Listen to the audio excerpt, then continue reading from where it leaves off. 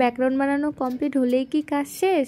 না, এই যে দেখছো এই জিনিসগুলো এলোমেলো হয়ে আছে, এগুলো সব আমাকে এখন গোছাতে হবে। তো hello everyone, welcome back to my channel. So কেমন আছো সবাই? আশা করি সবাই ভালো আছো। তোমাদের ভালোবাসায় আমিও ভালো থাকার চেষ্টা করছি। তো এর আগের দিন বলেছিলাম জিনিসগুলো গুছিয়ে রাখবো, কিন্তু আমার খুব আলসি লাগছিল আর না শরীরটা খুব ক্লান্ত লাগছিল, যার কারণে আমি ঘুমিয়ে পড়ছি। আর এই যে আজ সকালবেলা উঠেই কাজে লেগে গেলাম। আর এই যে লম্বা টেবিলটা দেখছো, এটা না আমি ভাবছিলাম যে নিচে বের করে রাখবো, তারপর আমার ফ্রেন্ড বলল এটাকে সাইড করে রাখতে, কারণ এই যে ওয়ালটা দেখছো আধুরা ওয়ালপেপার লেগে আছে। তো আমি বলেছিলাম না যে আমার ফ্রেন্ডের ভাইয়ের কাছ থেকে আমি এটা চেয়েছি, সুরজ ভাইয়ের কাছে, কিন্তু ওটা না পুরো ওয়ালে হয়নি, তাই আমাকে আবার অর্ডার করতে হলো। তো ওটা যতদিন না আসে ততদিন এই টেবিলটা বের করতে পারবো না, কারণ ওই টেবিলে উঠেই তো এই ওয়ালপেপারটা লাগাবে, তাই না? তো এই কারণে ওই টেবিলটা সাইড করে রাখলাম, নিচে আর নামালাম না। তো এই যে দেখছো এগুলো সব গুছিয়ে রেখে তারপরে দিয়ে দিব আমি ঝাড়ু। ঝাড়ু দেওয়ার পর এটাকে মুছেও নিব, কারণ আমাকে পূজা দিতে হবে এই কারণে। আর এর আগের দিন যেহেতু চিকেন খেয়েছিলাম, তো এইখানে বসেই খেয়েছিলাম, তাই আজকে সব পরিষ্কার করে পূজা দিব। তো আর তোমরা এই ব্লগে দেখবে আমি না পেটে হাত দিচ্ছি, কেন জানো? আজ সকাল ভোরবেলা ঘুম থেকে না, তখন বাজে 3টা থেকেই আমার প্রচণ্ড পরিমাণে পেট ব্যথা হয়। তো সহ্য করে নিয়েছিলাম, তারপর 4টার দিকে 5টার দিকে আর থাকা যাচ্ছিল না। যখন বাজে 5টা তখন আর থাকা যাচ্ছিল না, কেন যে হঠাৎই প্রচণ্ড পরিমাণে পেট ব্যথা হয়। তো পরে আমি ফ্রেন্ডটাকে ফোন করলাম, ও ফোন করে বলল যে এখন তো ডক্টরের দোকান খোলা না, তো তুই একটু ঠান্ডা জল দিয়ে মালিশ করে দে। তো মালিশ করার পরেও আর থাকা যাচ্ছিল না।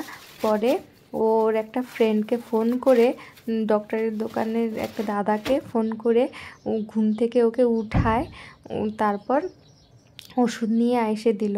তারপরে ওষুধটা খাওয়ার পরে একটু কমছে, কিন্তু 2 ঘন্টা পর পর আরও একটু ব্যথাটা চালু হচ্ছে। তারপর ডক্টরটা বলল আলট্রাসাউন্ড করায় নিতে, বলে যে পাথর যদি হয়ে থাকে। তো এগুলো শুনে না খুব ভয় লাগে, আর না কখনো কখনো এগুলো ভেবে কান্না পায় যে ভাড়া বাড়িতে এসে মানে এখন প্রচণ্ড পরিমাণে একা হয়ে গেছি, তাই না? আগে শরীরের অসুস্থ হলে পাশে মা থাকতো, বাবা থাকতো, বাড়িতে ফ্যামিলি থাকতো, কোনো টেনশনই হতো না। আর এখন ভাড়া বাড়িতে আমি একটু অসুস্থ হয়ে গেলেই আমার প্রচুর পরিমাণে টেনশন হয় যে আমাকে কে দেখবে, কে ওষুধ এনে দিবে। এগুলো ভেবেই কখনো কখনো কান্না করে পাগলের মতো চিৎকার করতে ইচ্ছা করে। কিন্তু যাই হোক, আমাকে যেহেতু ভগবান এত কষ্ট দিয়েছে, তো মানিয়ে তো চলতেই হবে, তাই না? তো ভগবান যখন আমাকে কষ্ট দিয়েছে, যে আমি মরতেও গিয়েছি, কিন্তু ভগবান যেহেতু আমাকে নেয়নি, তো নিশ্চয়ই ভগবানই রাস্তা দেখাবে। তো যাই হোক, ওগুলা কথা বলে তোমাদের মন আমি খারাপ করব না। তো এই যে আমি স্নান করে কাপড় আজকে ধুইনি, যেহেতু পেটটা একটু ব্যথা করছিল, তাই না আমি এগুলো কাজ করেই কাপড়গুলো রেখে দিয়েছি, নেক্সট ডেতে ধুবো। তো স্নান করে পূজাটা দিয়ে দিলাম, তারপরে চলে আসলাম স্কিন কেয়ার করতে, একটু সাজুগুজু করতে।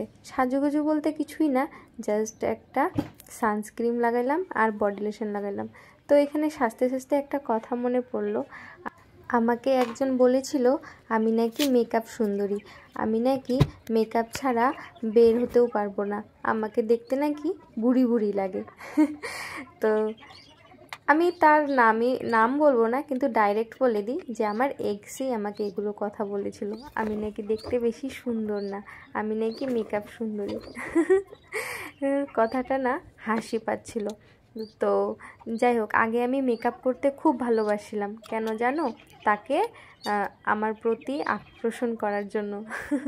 বলে না যে যখন তুমি সুখে থাকো, যখন তোমার পাশে সবাই থাকে, যখন তোমার মনটা হ্যাপি লাগে, তখন না সাজতে ইচ্ছা করে। তো মানুষ সাজে কার জন্য? একজনকে ইমপ্রেস করার জন্য, তাই না? তো আমি তাকেই ইমপ্রেস করার জন্য সাজছিলাম। আর যখন সে নেই, তো আজ আমি সাজছিও না। আর তাকে বলে দিই মেকআপ ছাড়া নাকি আমি মার্কেটেও যেতে পারি না, বাড়ির থেকে বের হতে পারি না। আর আজকে দেখ আমি পুরো দুনিয়ার সামনে ব্লগ বানাচ্ছি বিনা মেকআপে। তো যাই হোক, ওগুলা কথা ছাড়ো, তোমরাই জানো। আর তোমরাই বলো আমি কি সুন্দর না? আমি নিজেকে বলি আমি অনেক সুন্দর, আমি অনেক ভালো মেয়ে। কি বলবো, কেউ তো বলে না, তাই নিজের কমপ্লিমেন্ট নিজেই দিচ্ছি আর কি। ছাড়ো এগুলো কথা। তো চলে আসছি রান্নাঘরে। ও তার আগে বলে দিই, এর আগের দিন আমার একটা ফ্রেন্ড আমাকে প্রসাদ এনে দিয়েছিল, ঠেকুয়া, ছট পূজার। আমার না ঠেকুয়া খেতে খুব ভালো লাগে। তো সেটাই সকালবেলা দেখলেই যে আমার রুমে জানলার সামনে রৌদ্র আসে, তো আমি রৌদ্রুতে চুল শোকাই, বলেইছিলাম রোজ দিন চুল ভেজাতে হয়। তো এই কারণে রৌদ্রুর সামনে আমি চুলটাকে ছেড়ে দিলাম। আর আমার ওই যে সেই প্রসাদগুলো দিয়ে গেছিলো, ওই প্রসাদগুলো বসে বসে খাচ্ছিলাম। তারপরে চলে আসি রান্নাঘরে, ভাবছিলাম যে কি খাওয়া যায় আজকে। তো ভাত তো এদিকে হয়ে গেছে, তারপরে আমি এদিকে ডিম সিদ্ধ করে ডিম আর আলু ঝোল বানাবো ভাবছি।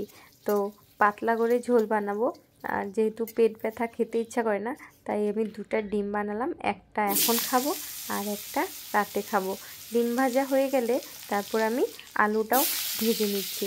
আর আজকের ব্লগটা এখানেই শেষ করব, কারণ অনেক বড় ব্লগ দেখতে তোমরাও বোরিং হবে। এই কারণে আমি ওটা নেক্সট ব্লগটা পার্ট 2-এ দিব। তো ভালো থেকো সবাই, আর আমাকেও এভাবেই ভালোবাসো।